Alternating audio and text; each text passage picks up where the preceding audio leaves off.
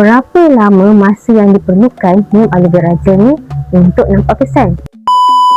Soalan ni jujur, ramai nak tahu. Kita kena ingat, realitinya badan manusia ni bukannya mesin yang ada baterai yang boleh reset overnight. Bayangkan kita kemas rumah dah lama tak bersihkan. Takkan sekali sapu je terus jadi sempurna dan bersih.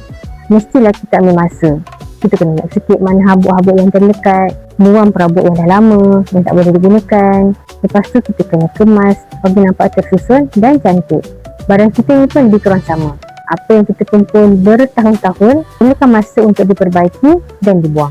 Ada orang rasa perubahan yang awal, ada orang ambil masa yang lebih sedikit untuk nampak perubahan. Yang penting jangan berhenti di tengah jalan. Konsisten adalah perkara yang sangat penting untuk dapatkan result yang terbaik.